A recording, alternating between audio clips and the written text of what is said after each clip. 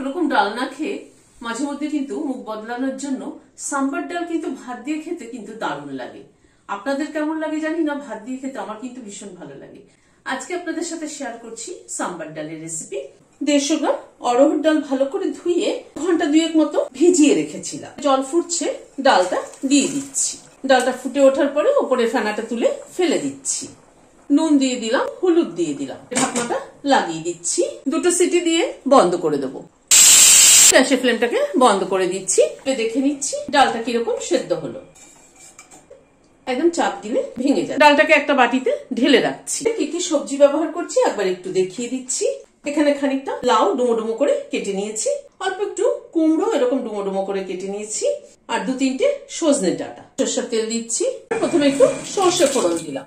সর্ষেটা একটু ক্র্যাক করার পরে পেঁয়াজটা দিয়ে দিলাম। এখানে 2টো পেঁয়াজ আমি ব্যবহার করছি। পেঁয়াজটাকে মিনিট খানেক একটু নাড়াচাড়া করে নিলাম। 2টো ডাঁটি কারি পাতা দিয়ে দিলাম। কারি পাতাটাকে দিয়ে আবার একটু নাড়াচাড়া করে নিচ্ছি। এবার সবজিগুলো দিয়ে দিচ্ছি। নুন দিয়ে দিলাম, হলুদ দিয়ে দিলাম। সবজিগুলোকে একটু নাড়াচাড়া করে নিচ্ছি। একটু ঢেকে দিচ্ছি যাতে সবজিগুলো তাড়াতাড়ি কুক হয়। গ্যাসের ফ্লেমটাকে মিডিয়ামে রাখলাম। মিনিট 3-4 মতো ঢাকা ছিল, ঢাকাটা খুললাম। আমি মাঝে একবার নেড়ে দিয়েছিলাম। সবজিটা অনেকটাই নরম হয়ে এসছে। 1 চামচ আদা বাটা দিয়ে দিলাম। একটু নাড়াচাড়া করে নিচ্ছি। আদা বাটা দিয়ে মিনিট খানেক একটু নাড়াচাড়া করে নিলাম। 2টো টমেটো কেটে নিয়েছি, টমেটোটা দিয়ে দিলাম। টমেটোটাকে দিয়ে আর মিনিট খানেক একটু নাড়াচাড়া করলাম। এবার ডালটা দিয়ে দিচ্ছি। বাটিটা ধুয়ে একটু জল দিয়ে দিচ্ছি। গরম জল ব্যবহার করলাম। তেঁতুলের পাল্প দিচ্ছি 2 টেবিল চামচ। এবার ডালটাকে একটু ফুটতে দেবো। 2টো কাঁচা লঙ্কা মাথাটা চিড়ে দিয়ে দিলাম। 4-5 মিনিট সময় ধরে ডালটা ফুটলো। এবার সাম্বার মশলা দিয়ে দিচ্ছি। এখানে 2 টেবিল চামচ মতো মিশিয়ে দিলাম, আর অল্প একটু গুড় দিয়ে দিলাম। মিশিয়ে নিলাম।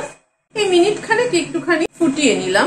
এবার গ্যাসের ফ্লেমটাকে বন্ধ করে দিচ্ছি। গ্যাসে একটা তড়কা প্যান বসিয়েছি। সরষের তেল দিচ্ছি।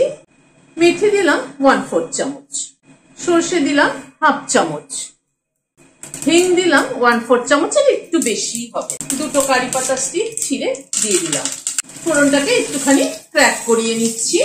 গ্যাসের ফ্লেমটাকে কমিয়ে ভালো করে ফোড়নটাকে ক্র্যাক করিয়ে নিতে হবে, তাহলেই কিন্তু ফ্লেভারটা ভালো হবে সাম্বারে। এবার গ্যাসের ফ্লেমটাকে বন্ধ করে দিলাম। ফোড়নটাকে এবার ঢেলে দিচ্ছি। ভালো করে মিশিয়ে দিলাম।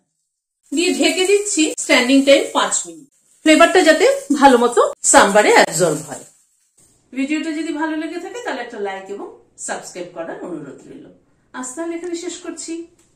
নমস্কার।